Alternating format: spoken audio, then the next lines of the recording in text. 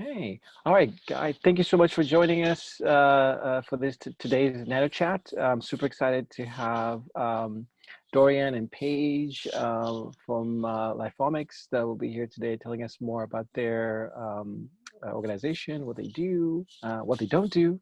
Also very important to know. So how this works with Nano Chats is very informal.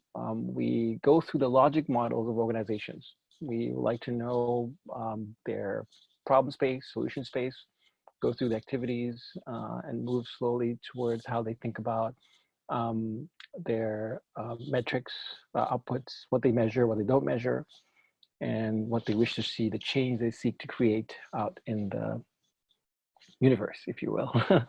And so the goal for us is just try to understand that better and see points where we can even collaborate and engage. Okay. And so with that, I will pass it on to Dorian and Paige. Again, thank you so much for joining us today. Sure. Great to meet you. So yeah, I could start with an introduction and Paige can introduce herself and then we could dive into the website if that works. Yeah, that works pretty well. So I'm Dorian Alguera. I'm the head of design for Lifeomic and co-founder of Lifeology. I'm more on the product design. I'm a creative, so I'm on the product design, branding, marketing design across kind of the two companies now. And Paige is my partner in crime with Lifeology. She also works at Lifeomic, and I'll let her introduce herself. Yeah, so I'm our director of science communication at Lifeomic. I have a background in biomedical sciences, got a master's and started a PhD, and then made a career change into science communication. So I got my PhD in science communication, and I like to study how scientists use social media and the impacts of that. So fast forward here at Lifeomic, I'm helping helping Dorian with Lifeology and trying to build a community around that where we bring scientists and artists together to make science more accessible. Great. Yeah, so I could pick it up from here. So on the screen is our lifeology.io site. The site idea came from internally. I initially did this through a hackathon through our Lifeomic company. And the idea was basically bridging the gap between scientists and artists. So not only in the way they communicate and getting together so that they could create information and processes that everyone can access, but also just in general creating a modern and more accessible way for the lay people, just general public, to access information. I don't have a science background other than working at the company Lifeomic, but that actually was kind of how I jumped into it. I am interested in science, but for many of us who don't have PhDs or aren't scientists, it's very difficult to understand sometimes. So bridging that gap is kind of what we're doing with Lifeology. And what you see here is the website, which right now is a community made for scientists and artists.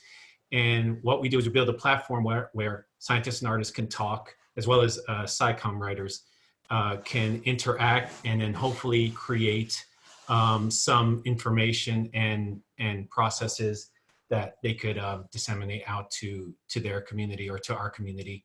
We also have a product that we're building, which I could go into quickly. Right here, we have a coronavirus center, which obviously, due to everything that's going on, showcases coronavirus through our CMS and our product, which will be the Lifeology course creator. Sorry for the noise. So yeah, sorry. So the CMS and the product basically is a mobile accessible viewer, and it's like a flashcard based system where you can go through and learn the knowledge, learn the information. Now I'll show you what that looks like here. This is an actual course that you could launch right now, and it's all free. And it's a flashcard based system that is accessible through mobile. We partner with artists, individual artists, custom artwork. Paige and the group of writers rewrite this content so that it's very accessible. And this is kind of the backbone of our product of Lifeology, and the community, the site is the community that brings them all together so they could create something like this. Is this an app? Is this an app or? So, so it started as an app. The idea is an app, but really what this is just a responsive web application. So it's accessible through the web. It was designed and made for mobile first. So it's responsive. That's the best way to think about it. There's nothing to download. There's nothing to install. It's if you have internet access, you can access it through this. So it's pretty simple. And so we're able to obviously do it in different languages. And we even have a downloadable version we had someone reach out to us and say that they're working in a remote part. I don't know. I don't remember where it was. It was in Uganda, in a village in Uganda. In Uganda, where they have internet, but limited. So they wanted a printable version. So we just created a PDF for them, and then they download it and they give that information out. Yeah. So, I mean, so this is where the initial idea was that an app, but we slowly started migrating into, well, this is mobile accessible. And for us to be able to create these courses or have people create these courses themselves with our help, with our services, we needed to create this site and this community. So by the time that this product is actually out there where people could sign in and create their own courses, they'll have a community, they'll have artists and scientists to sync up with and be able to access this. Yeah. Paige, if you want to add anything.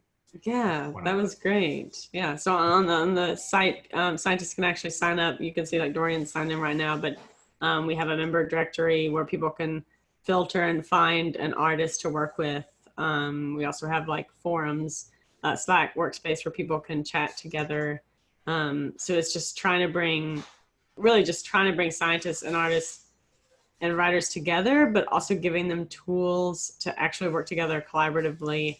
Because sometimes you bring these people together in one space and that's not enough. Like instead giving them the tools to actually collaborate. And we think the Lifeology courses are a good platform to do that. So it's like, there's something tangible where we've created the tool, we distribute the content, like we make it easy to publish the content.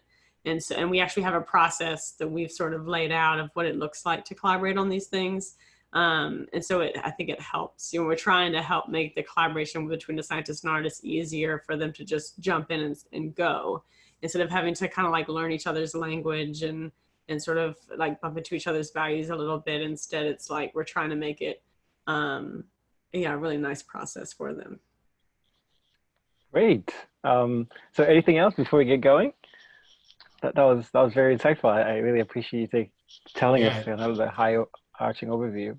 Yeah. Any questions, or we could get into it. Yeah. Yeah. Absolutely. So that's the fun part.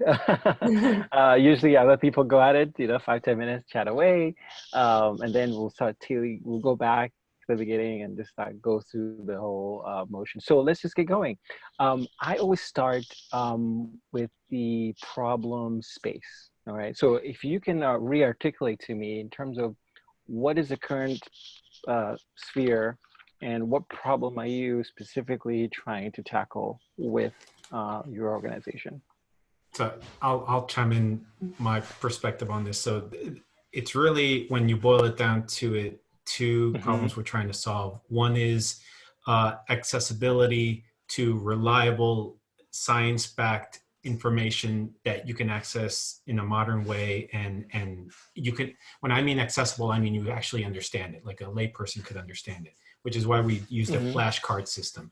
We take these, some of them are research papers, but some of them are these really written out research papers that scientists write out, and then Paige in the group will basically rewrite it to be more accessible. So we're solving the problem of this science information that is, sometimes when you don't understand something, it becomes scary. So we're trying to remove that fear and just talk to people at their level and let them access this information in the way that they see fit through the mobile and through like these more modern ways, since Lifeology is a software company.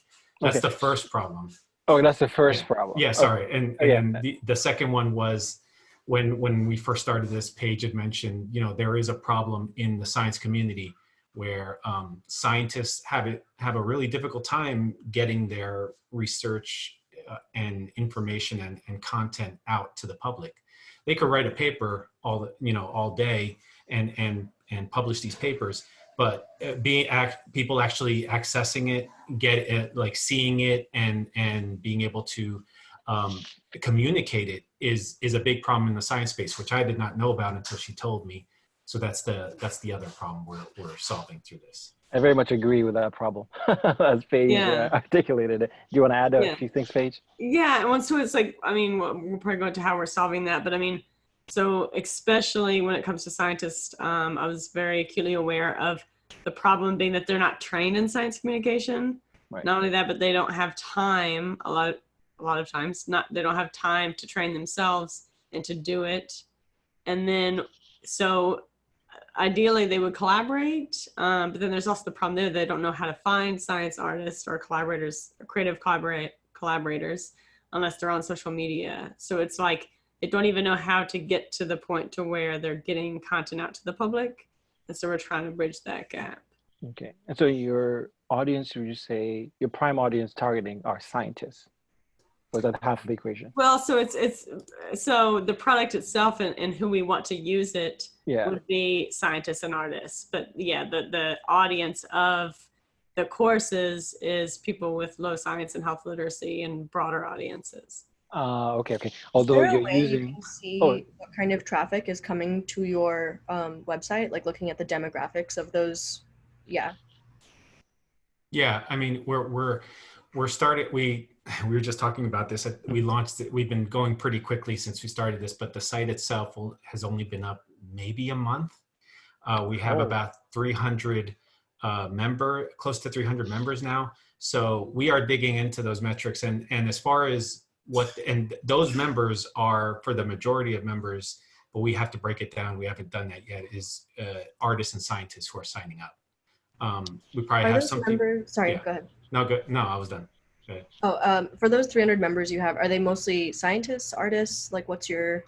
Yeah, that's what we still have to like nail that down. I think it's a good mix. It's probably equal between like scientists and science communicators, and then artists.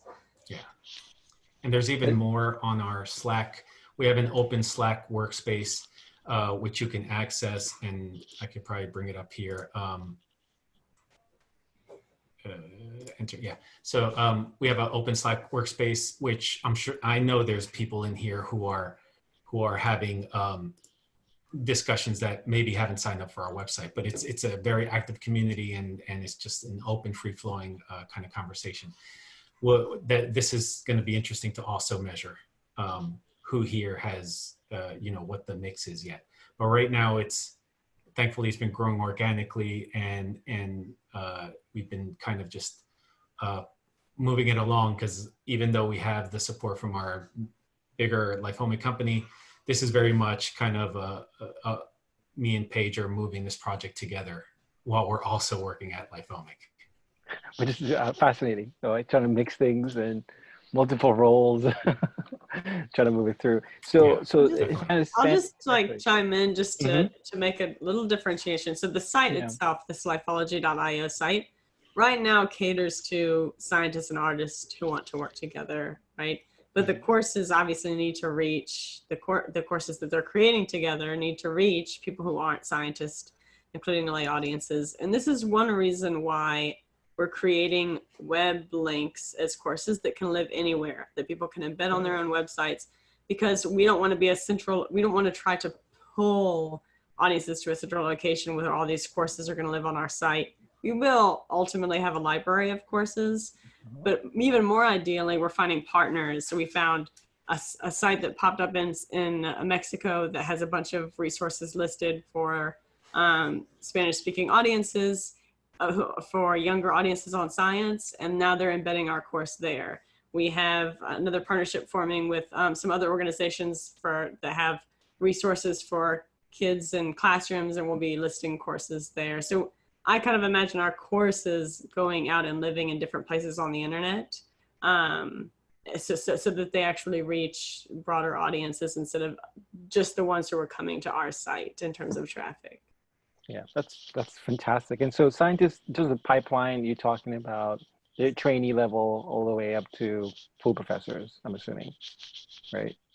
Yeah, Or, so we're working with some researchers at IU who are running, I mean, fantastic researchers who are running their own labs in precision genomics, who are like, yeah, I mean, big houses in their field, to, you know, just PhD students who want to get their research out. So absolutely. yeah, cool. So we've explored the problem space. I think you guys have identified a particular issue there, right? So the way I understand it, you have scientists and artists on one side, so lifeology is in the center, kind of that bridge that brings the two together. But as you mentioned, Paige, that ultimately creating these courses for consumption by people who are not necessarily in those two camps, right? The broader community.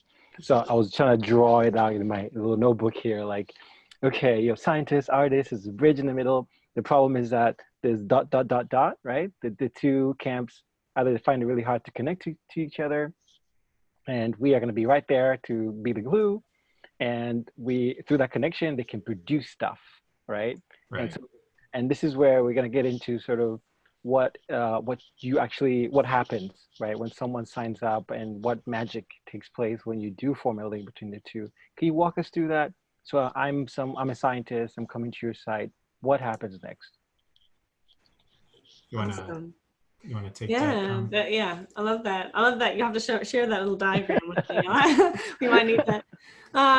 Yeah, so maybe I'll just start with, so a scientist comes to our site, and they might, there's sort of, I imagine two types of people. One who have worked, sort of already activated that they want to create science communication content for lay audiences, and they want to potentially work with an artist.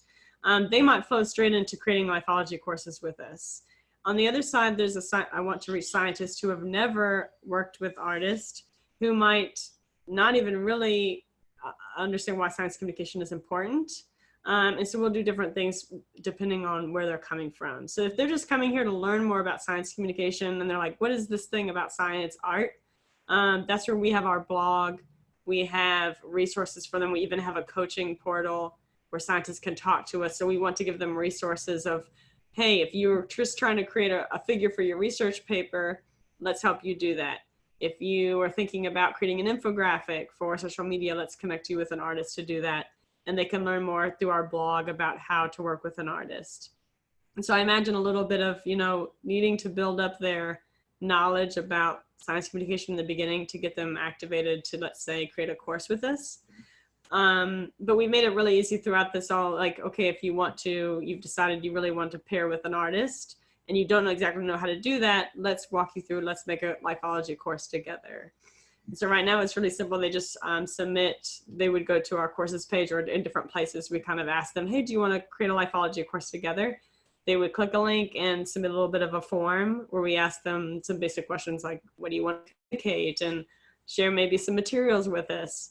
So once they contact us, we can gather some material information from them. Maybe it's a research paper, a report, just an idea for a course that they want to create. And then we have a process, a flow that we go through of how we actually get that done. So we actually have a little course on how a course is created here. That walks through like what you read my happens. mind. Yeah, and so essentially we're pairing an artist. You know, they come to us. We help the scientists define who their target audience actually is and what their objectives are.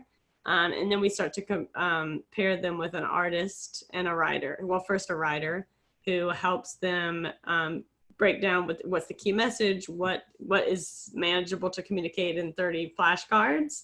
And then they create a bit of a script together, and it's a collaborative process. And then we bring the artist in who starts to create a storyboard of the course, and again has input from the writer and the artist. And then once everyone is sort of okay with that storyboard, then they would proceed and create the full illustrations for the course. So it's a really nice process. In this process, honestly, even if the scientist spends only a couple minutes at the beginning of the process and kind of reviewing throughout, or if they're super engaged, they learn about science communication through this process as well. So they're going to talk to the artist. They're going to learn a lot just in doing this together. And then in the end, you have this really nice illustrated product that the scientists can share wherever they want, and they can get analytics on the back end and see how this is performing.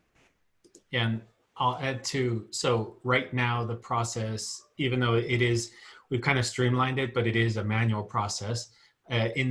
What we're doing now, what our developers are working on now is actually this content management system to create the actual product of this Lifeology course creator.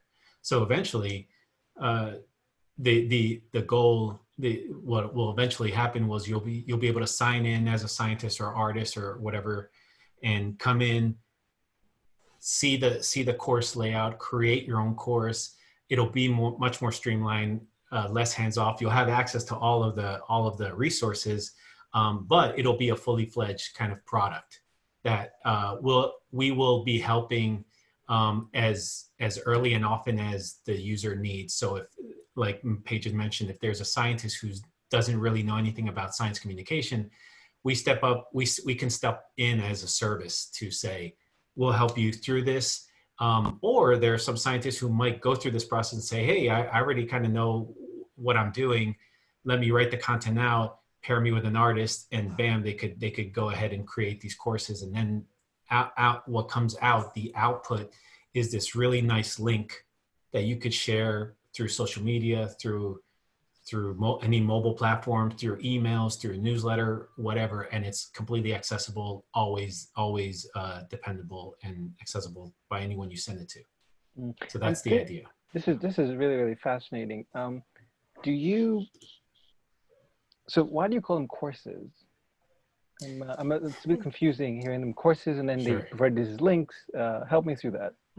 Well, so courses, initially the idea was we're teaching you. It's like you're going back to school, right? So you're learning these courses, because the first kind of the first things we were writing were primers on science, right? Mm-hmm. What is aging? What is, things like that. Very, very simplistic. So yeah, our initial idea was like that these would be mini courses, bite-sized courses. The link that I was mentioning to you is just the way they access the course. That's all it is. It's not anything to do with, it's just how you get there, how you launch the course. But yeah, our idea is it's always within this course. But it's funny you bring this up, because we're using this for other things. Like, this is a course, but it's also really just an instruction kind of manual of how we create this. It also could be, but I think the great thing about what we're building here is we've been pretty flexible, and because of our background in software creation, software development through the other company, the parent company, we know how to pivot pretty well. So yes, courses will make sense for some things, but for some things it'll be instruction modules. Maybe an organization wants to create this information just for their employees. So is that really a course anymore? And it might be something else. It might be documentation or a supplement to documentation. So yeah, we're still kind of figuring that out. But for the most part, all of them do fall within kind of like the course you're learning kind of. So who's learning? Who's learning? The lay audience, whoever your audience is. So on the What is Aging course, that's for the lay audience, the audience of people who are need more science education, and they're just learning what is aging without having to Google a bunch of stuff that they might have to re-Google because they don't understand a lot of the stuff, or even what I would do, which is every time I read a book about anything having to do with science, I'd have a bunch of words I had to Google because I didn't understand, and then Google even more. So that's and for this one, our audience here, because we're using our product to actually get the information out. So our audience here is anyone coming to the website, scientists and artists who are trying to create this course. Neva, so we're a little meta here, and we created a course about creating a course. But most of yeah. the courses, I like the coronavirus course, and we actually created a little cartoon that we turned into a course, a cartoon for kids. So we turned this is like an interesting example because it's a little bit of a different format, right? And we put it sort of looks like a storybook. And so this, we had a lot of parents showing this to their kids. Some of them sent us videos of the kids kind of interacting and saying, "Oh, why is that monster mad? Why does he want to get on me?" It's just really cute. But so we had a lot of parents, the parents using this course as essentially like a little storybook for their kids. That's fascinating. Yeah. So, question. I mean, Sorry. oh yeah, Neba, go ahead. Neba, go ahead. I have way too many questions. How do you like? So these are all like there's different activities. I'm on your site right now. I'm like playing around with all the different stuff. Okay. There's a lot of stuff that's like geared towards kids. How do you figure out like what age can read what thing and like how much to tailor it to kids? Because I think their comprehension varies greatly between like 4 and 10 years old. Yeah. Paige, you want to? Yeah, I mean that one. So we kind of stumbled upon this. Honestly, we started with the idea that we were going to educate adults, like people with potentially low signs of health literacy who are adults, because they need this information too, and also because we imagine like it's again we know it's hard to fit with sort of like curriculums, deciding what age groups know what. And then, but very quickly, we even created a course on what is cancer, but the images were so accessible. Some of the cancer patients we had look at it were saying, I actually would want to show this to my child to explain what I'm going through. So we almost kind of stumbled upon the fact that we can engage kids as well in some of these things. And so, I mean, we're going to rely on educators we work with to tell us, like, if we're creating some stuff for certain age groups, what do they understand, what do they not, especially when it comes to science. And so, yeah, so we'll rely on like science communicators and educators we work with. But for some of the courses we made, we just sort of tried to boil it down to as much as we could based on questions we were getting from parents. Yeah, we're very careful as far as the context. So this is one of the earlier courses we did on, it's a very specific, we had a very specific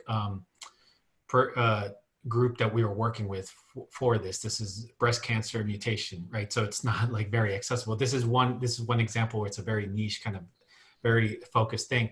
On this one, we started going down the more like, because the whole idea was what makes it easier to understand for people, and we were gearing it towards adults, but we were still trying to find that balance of what is too juvenile or cartoony versus, and it all comes down to context. So when we did this initial version, it didn't look anything like this, and we did our research. Sorry, it's not popping up, but we did our research, and it came to find that, you know, they still wanted the artistic rendering, but the balance of whether it was too, I don't want to say like cartoony or childish, definitely is something we have to kind of keep our hand on the throttle there. So for this one, we moved it up to make it more, it's still artistic, still creative, but veered away from kind of that language or that visual language for the courses. So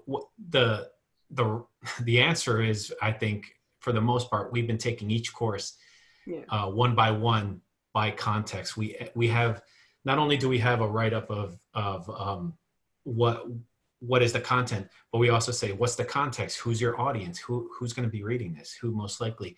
Because some of these organizations are like, yeah, we might send this to our patients. Well, that's a whole other story, because if patients are going through this, now we have to really think this through. Like, we can't just do off the cuff kind of things. But for things like, well, this one's not really a good example. I'm trying to think of one page that's a little bit more like what is aging, right? So yeah. This one we swung for the fences with being, not only were we more like, let's be more artistic and go on the cartoon side, but Paige wrote this out to be more of a story. So she's using the whole rabbit. Sorry, these aren't loading on my machine for some reason.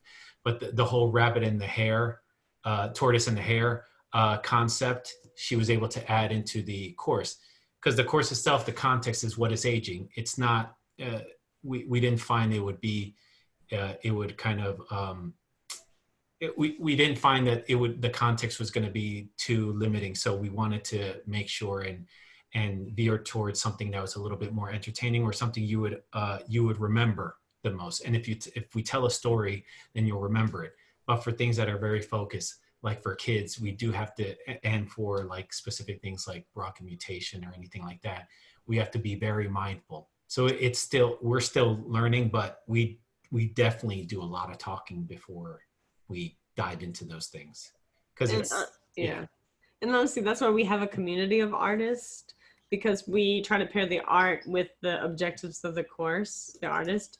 So maybe it's that we need to reach a group of Latin Americans and they need to see themselves in the course. Like the course doesn't need to have, you know, only white males characters in it. Like it needs to reflect the audience. And by working with certain artists who are expertise on certain things, or they have a particular style, we can best combine the art with the objectives of the course and the audience too. Okay, so just a couple of rapid fire questions. Okay, you ready? Sure. Yeah. So hearing courses, I was thinking, you mentioned modules. They sound to me like very much like modules. Are you guys against calling them modules versus courses? Courses really throw me off for some reason. I don't know why, but Yeah, no, I mean, I think what will happen more and more, and again, this is not only do we have a community of people, but we're building out the product, and even in product development, which is what I've been doing for all of my career, is user experience. So the users are going to tell us, right? So I think what they're going to tell us, I have a inkling what they're going to tell us is, let us define what we call these things. Because if I'm creating this course and I'm creating it for a certain audience, I might want to name this differently. So you're right. Like, I think we'll have a default name for what these are. Modules is as good as any, but I think the users will define what they want, how they want to pitch it to their users. So that's good. That's great feedback, and something we definitely have been talking about. Talk to the users, right? The fundamental listen to the user. Yeah. Listen to the users. We built this, like, we have this system here, which we've tested, and, you know, we've done a bunch of testing already, user testing, and we have, at the end of every course, there is a, I'll show you here when I get to the end. There is some feedback you could give us, very simple feedback right here. So you could go ahead and put in your text feedback. You could give us a thumbs up, thumbs down. We also measure how long you've been on a course card, if you've completed the course. So that data, we use it to quickly pivot and change the product as we go along. But right now, because it's a manual process, once we get the process going with the CMS, with the content management system, then we're really going to get a bunch of information. That's when we really are going to be like, because the jobs, we're not even, like, we did a lot of work to get this site up and to get this community going and to get these courses done. And we have, how many courses do we have now? We have like 30. 30 courses, with like each with 30, up to 30 cards each, with different artists, all with different artists, like all of that. But that's a scratch of the surface when it comes to what the real work when we actually launch the product. I think that's going to be the next wave of, like, I mean, and thinking about going to scale and all those things. So just to ask you, so are they categorized, these courses? So if I go to your site, can I search and find specific ones? Yeah. So right now, we didn't make them available yet because we just, this is a little inside baseball, but I'll go ahead and say it. So we've been building these out in development, right? In the development area. And we just recently, the past month, we started making them production ready, meaning these links you can share them out. And we did that because we were getting a lot of, you know, people want to use this, and we're getting a lot of traffic through these. So now they're production ready. And it's funny because this week is when I started laying out the courses on a page to be quickly accessible. We'll have some categorization there. So yes, but right now, all of our courses aren't really available on the site, but that's going to be remedied soon. And then once the actual course creator is launched, yes, it'll be like any product. Like, I could go in and see, oh, let me type in the type, what I'm interested in, and then, or search for it or filter it, and then we'll be able to do all that. Yeah. So not right now, but very soon. You get there.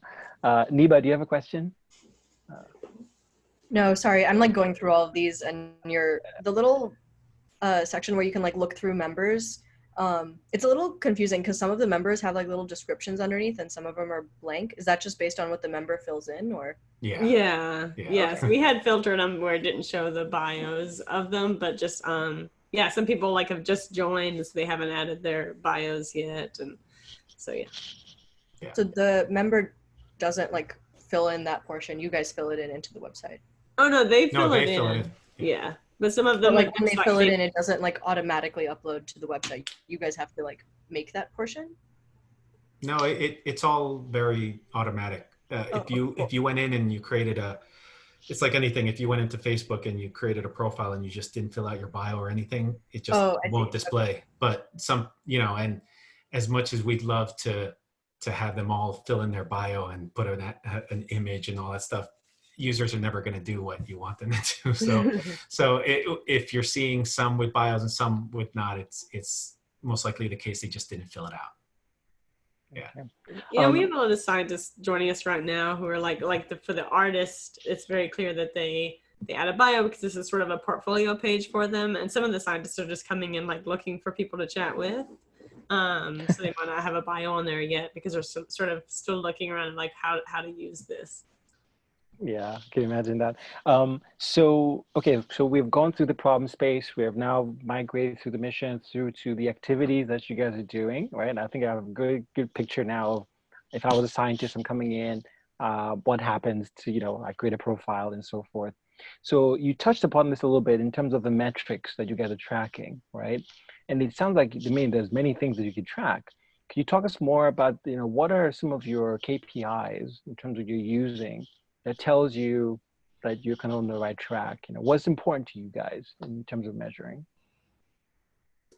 Paige? Yeah. Yeah.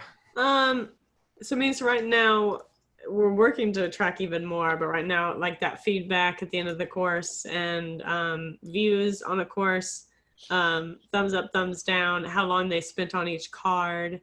That's also if we can look at to see, especially in sensitive situations, let's say a cancer patient, like did they get through the course? Was there things they got stuck on and they couldn't understand? So when it comes to adherence, medicines or compliance, there's a lot of things we can report to a scientist that helps know whether they're getting their message across. But so basically the answer is like the individual scientists might have different objectives for what they should measure. We even have the capacity, because on our Lifeology platform, ability to push surveys, so we can easily do that, of course, like people surveys to see their opinions or what they believe now, what behavioral intentions they have. But honestly for me, our objectives are just to get this content truly out to non-scientists. That's my objective. Is I don't just want this to be, I've done a lot of research on blogs and who audiences are of typical science blogs, and usually they're other scientists. We think we're reaching lay audiences and we're really not.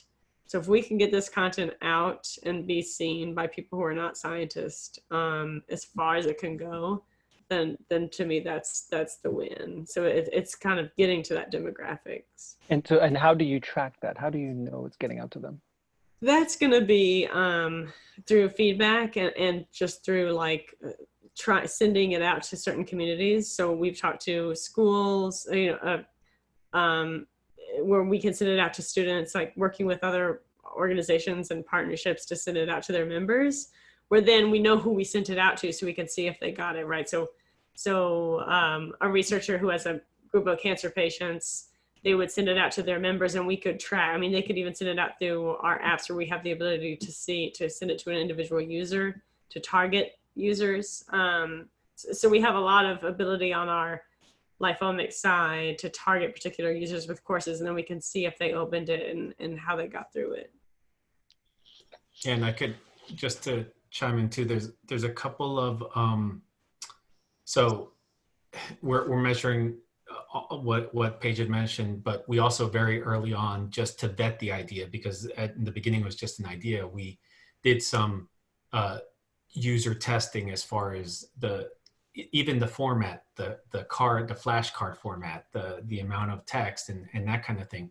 So we did a lot of that kind of I think we did like user Bob testing, which is a website that lets you like upload what you're viewing, and they record their sessions, so you could hear users actually walking through and like seeing their responses to things. So we initially did that. One thing that's missing though, that I will say, that again, there's what we're doing now and then what we'll do later. So once the CMS is installed and everything's running, these courses will be tied to a user. Right now, they're just free and out there, right? Mm-hmm. So we don't have, like, if you were to log in and see, look at one of our courses, we don't know that you did it. We just know that this population, this demographic did it, like a cumulative number. But when we tie a user ID to it, that's when it will be really valuable, because then an organization or a scientist can go, okay, I'm going to send this out to a group of people, and they have to sign up to access it. So now I know kind of very down to the person what they did. And this opens up a lot of implications and a lot of use for like even like doctors or health fitness coaches or whoever who want to like really track, like, hey, I noticed you didn't finish your course that I created specifically for, this group that we're trying to figure this stuff out. So right now that's missing, but we're setting the stage, and that's where we're eventually going. So we can, and like Paige had mentioned, Lifeology, what we built, our real bread and butter on Lifeology is this platform, this analytics platform. So we have this really powerful platform that we are going to tap into, so that you'll be able to see metrics like, I mean, you can get as crazy as you want with that tool. And once that's installed along with this, I think it's going to be super valuable for any users who are using the courses. So something like Mixpanel internally for you guys? we actually use Mixpanel for tracking the course opens and finish rate and all that kind of stuff. Yeah. Nice. So what's your funding model? Like, are these? Do you have one, or how are you funding this? I'm assuming the parent company is sort of paying the bill a little bit, but what do you envision this to be running? Are you trying to get grants? Are you trying to get charging the user to create the courses, modules? It's like all of the above right there. Well, also, yeah. So initially, we had complete support from our parent company, and obviously we put together kind of a, here's kind of, let's have some seed funding so we could meet these primer courses, like the initial 30 that Paige had mentioned. So we have funding there, and we've gotten enough traction and enough kind of interest where we're just going to keep using it. Not to mention the fact that all of this tech is being reused by our company. So it's all a win-win. So we're using this internally for our products. So we are getting funding there. But yeah, Paige is always writing stuff up for grants, and anything that fits the model and what we're doing, she's pushing forward.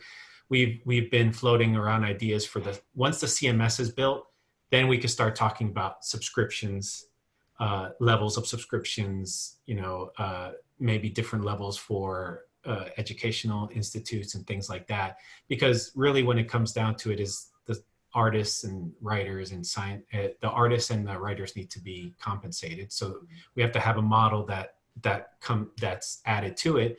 And on top of that, all of this is being hosted by us. So a subscription model seems to be where we're going, but we're going to have some help from our parent company as far as figuring that out. So we're still kind of talking through that. And the quality control right now, it sounds to me it's manually done. That you say you type into your artist community, but those are people, right? Human beings that are going to be vetting the content, and even the science. I'm assuming you can tap into your scientific community to vet the content, right? Yeah. So even if you look through the coronavirus primer, it's almost like a little exercise in peer review. So we had a science writer who had a background in virology. We had a science artist who has a background in biological sciences and is an artist. Then we had 3 scientific reviewers who were a virologist, 2 virologists, and an MD. So all those people helped create 30 flashcards. and reviewed the content. So, and we plan that for every course that we are going to create, that we brand as sort of Lifeology sort of ready. When we talk about the CMS later, that might be different levels, you know, like maybe it's not a course we sort of have our stamp on because it wasn't reviewed. But, you know, we can always play with that. And just, but I would like to have ways that we show the user how credible this information is, which is why we have little science reviewers listed on courses, and why we have the credentials of the authors listed on the courses. It's because I want users to know they should be paying attention to that. Like the user should be paying attention to who the author is and click their bio and read more about them, because it teaches media literacy. So that's part of it as well. Because scientific literacy also, I mean, this you guys are tackling that question directly, right? That issue, different communities. Yeah, I imagine also doing impact factors. You can imagine for each of the modules, right? Yeah, that'd be pretty amazing. Yeah. And then we can have a little number there. I don't know if you want to do this. Don't do this for my account, but I'm just saying.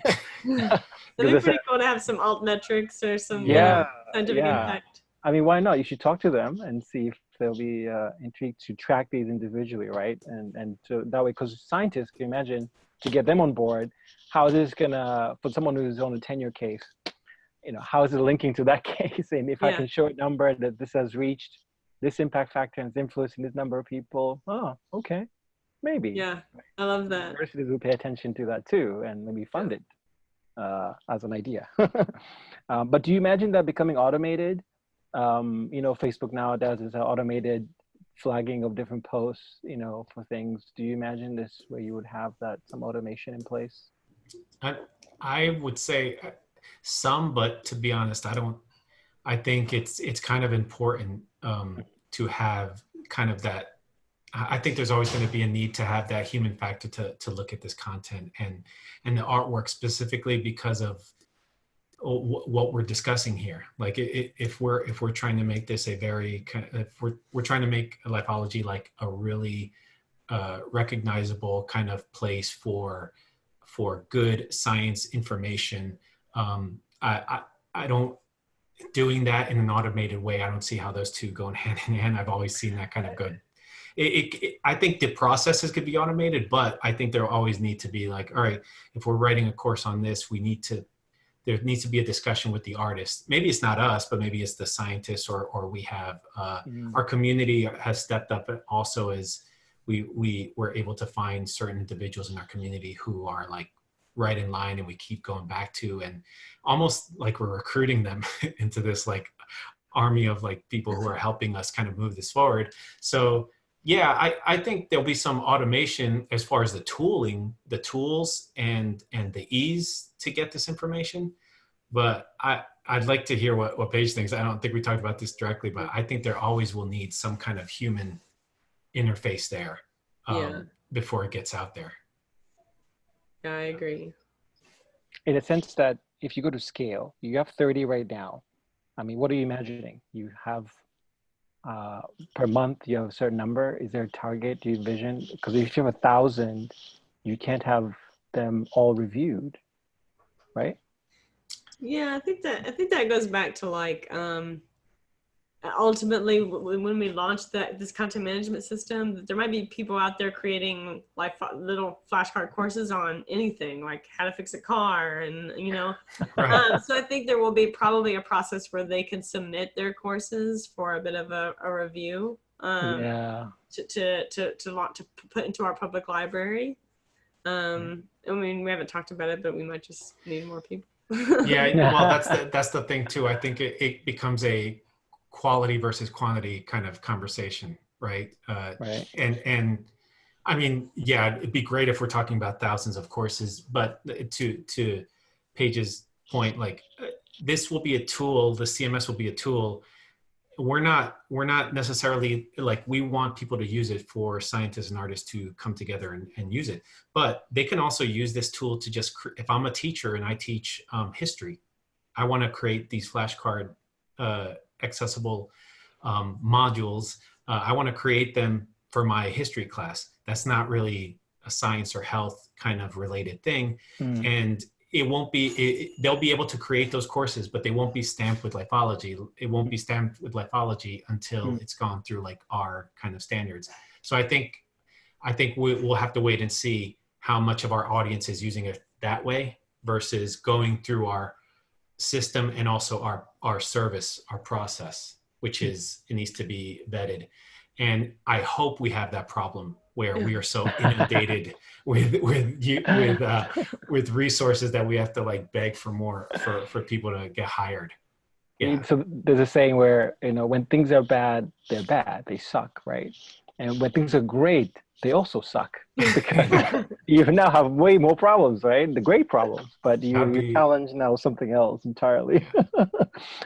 So for just thinking about, you know, I kept thinking those cards, they can totally, if they can fit into an app of some sort. I envision this you guys have thought about this, I'm sure, moving into an app-based platform. Yeah, that's where actually, that's where it started from. But I think people got confused when we said app, like and the message got lost there. So we are building this like using these responsive like kind of measures, but we'll also launch an app. It's just not, you know, like initially, let's get the CMS, let's get the site, let's get it accessible, get the processes down, and then eventually have a downloadable app. But the idea is always like, it's not a necessity to use this, but it's a supplement, really. Yes, exactly. Yeah. It's, in this case, it aids what your mission is. I always say, go back to your foundation. What is it you're trying to do? And does an app platform support that? And I think in this case, it could. I'm thinking about my nephew, who's like 5 or 6 now. He would totally love these things, you know, and to learn about coronavirus, it's if someone is doing that module. And on that note as well, so you can imagine, you mentioned someone doing about fixing cars and so forth. So you could essentially end up having so many, to use a poor choice, SKUs, categories, okay? Yeah. So how do you, how do you, I guess not control it, but I guess you don't want to control it, but no control. Do you have, there'll be biology people, there will be physics, there will be something else entirely. Is there tracks? I mean, yeah, but I'll give you I always use like analogies of what like parallels. So you're familiar with WordPress, right? So WordPress makes websites. So they're an interesting model because, so they have WordPress, the company, which is their system. Right. Now they create their own internal websites that are WordPress, you know, WordPress.com and WordPress. Whatever. But what they basically said is, here's the platform, and now I'm going to give it to you, Paige, or whoever. You create something from there, and now it's yours. It's not WordPress. It's, you know, Dorian.com, right? So it's my thing. So I love that model because Lifeology is obviously science-based information. So I think we're always that's kind of going to be our lane there. It could be interesting to create a place to also see the non-science related, but we'll have to think that through. But I think we're always going to be science focused, and then just let the users come in regardless of whether they're science focused or not, and take this and do with it what they feel would make sense for them. Just like WordPress, I could create a website tomorrow and it would be totally against anything WordPress believes in or cares about or whatever, but it doesn't matter because I'm using their platform, and WordPress doesn't get any, like, we're using their platform, I'm using their platform, but WordPress, there's a separation there. And I think that's what we have to be careful with as well. Like, we'll have Lifeology courses that are also stamped and vetted as Lifeology. Then there'll be these other courses that are using our platform, but there's a separation, obviously. Like, they're not going to be, like, they're using our platform, and but not necessarily like within the, so I don't know if we're going to cross the streams initially. We'll have to think through. I think we're going to be very kind of focused on this, and then the CMS is kind of, let's see how. And by the way, this has been a very interesting like experiment, this whole like bootstrapping all of this with Paige. It's like, we've said this before, we don't know really 100% what this thing is yet. Like, even though we have an idea, we have a direction. What is it? We know it's cool, and people are talking about it, and it's exciting, and we're hearing the feedback, and we're changing the product, and it's moving and it's evolving. But we don't and I don't know if we'll ever we're going to listen to our users, but we're still so early on. So it's yeah. Key thing here, you guys are anchored to a problem. Right. Exactly. Yeah. It's very, very important. It's a good way to say it. Yeah. You don't be floating in space. So how can we help you? For all the people who are going to be watching this later on, listening to you, what do you guys need help with at this time? That's a great question. So I mean, really, I just tell if there's scientists out there or science writers, science artists, or any artists, we really just want to hear from you. Honestly, we just want to help you. So if you could come to us and tell us what your problems are. So we've been trying to reach out to scientists and saying, if you're not, I've done some polls, and scientists are extremely interested in working with artists, but they have some barriers if they're not already doing that. So even just knowing, what are your barriers? Do you just not know where to start? Do you not know how to get funding? Do you just not know how to speak art language? So how can we help you get to the point where you're working with an artist? Same thing, we want to help answer artist questions about how can I best work with a scientist. So as much as we can get community together and kind of learn from each other, then we're learning in the process how to best serve those audiences as well. So I feel like I'm very much listening through the site to see where we can come in and solve problems. Yeah, I agree. And as far as calls to action, come to the site, read the content, join the conversation through our Slack chat. All of this is free. Join the conversation, join the site, and just reach out. Even if there's scientists out there who they don't know where to start. And even though we try to do here's a get started, even if you still don't understand, we want to hear that. We want to keep continuing to build these courses and have these conversations. So just basically communicate. Yeah. Very critical. Yeah. And I think from our side, with SAI, I'm so excited having listened to you guys today, because my mind is going 1,000 miles an hour, and we'll keep connecting, in the next few months. Just thinking about how can we maybe, because we have a fellows program, and if a fellow comes in and they're trying to build something, we can point them to your potential site, right? To say, hey, explore this platform where I really see you guys as that platform, right? And to enable people, to empower people, to build new communication modules to enhance the engagement between science and society. And that's where SAI lives, in that space between science and the broader society, and what vehicles could be built to connect the two bridges. And that's really what I really pay attention to. And I see Lifeology really beautifully located inside that space, connecting scientists and artists, And from our side, we're building programs where I'm glad that this is a software approach. You don't hear so much of that in science communication, SciComm, right? We use Twitter and so forth, but how about we think outside the box and say, what new technology could we build, could we build, and apply to places like YC and, Mass Challenge and all these things? Because that's what I'm trying to push now. And we have a couple members that are working on the tech side. So this is super cool that you guys are doing this, by the way. Niba, I want to make sure you can also, any last sort of questions and thoughts in terms of what they're building? Not a ton. I'm curious to see how you guys are making your brand stand out when there's so many other Lifeology brands that use that same name. Oh, you mean the literal Lifeology? Yeah. Yeah, if you type in Lifeology into Google, there's just so many of them. Yeah, it's funny because one of them is in I think the one that has the most traffic is kind of religious based, actually. I think. Yeah, a lot of them are weirdly self-helpy and Right. Yeah. So I mean, the good thing about working at the company that we work at, the CEO Don Brown of Lifeology, I've learned a ton from him. he's a serial entrepreneur and very successful and knows. I tend to go down the like.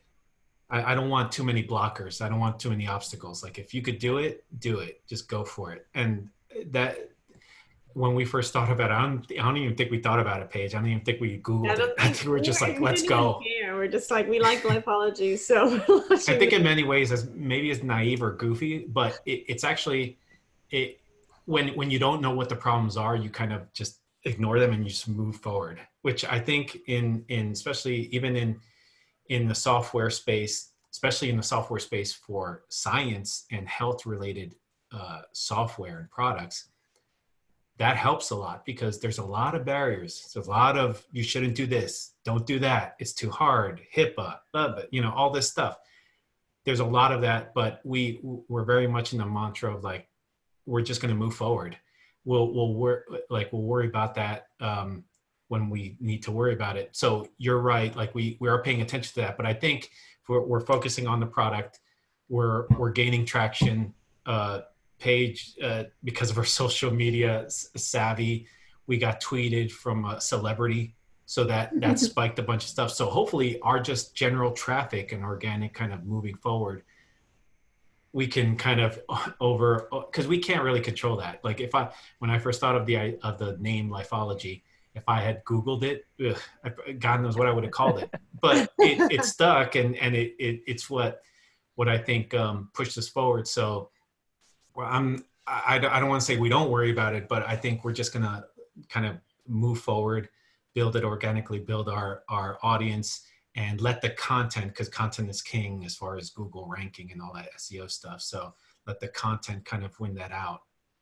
And hopefully in a year's time, maybe we won't have to worry about that. We're up there in the search engines. Yeah. And I would say just do it, right? I think to sum that up, it's just do it. One of the hardest things in getting going is getting going, you know, doing something, starting, and you can iterate and maybe pivot once in a while, but iterate, improve. Names can come and go and change and so forth. But I think you're grounded in a problem. This is really cool. Paige? Oh, sorry. No, it just made me think of something this morning that I thought about. It's just, I think scientists have this problem a lot with communication, right? Like they're so perfectionist that they'll sit there and think, and then not put anything out there. So it's like, it's just that too. It's like just getting started with putting something out there, like just start when it comes to science. Yeah, and I want to make sure I emphasize, like, we're not taking wild swings or anything. Yeah. I would call them calculated swings. So we understand, like, but like I said, very much grounded with our founder at our parent company, which is like you said, just do it and take everything we've learned. Prior to coming to this company, I don't have a science background, but I think and a lot of the people who are on our staff in Lifeology don't necessarily come from a science background, but we all kind of take our strengths, our superpowers, and we're going to bring it together, and create this thing. So I think spot on with what Paige said there. So how can people get in touch with you? So do you have a website? So say your website and any Twitter handles you want them to visit. Yeah, so you can visit lifeology.io is our website. And then on any social networks, most of them, you can search for Lifeology app and we'll pop up. So at Lifeology app on Twitter, Instagram, Facebook.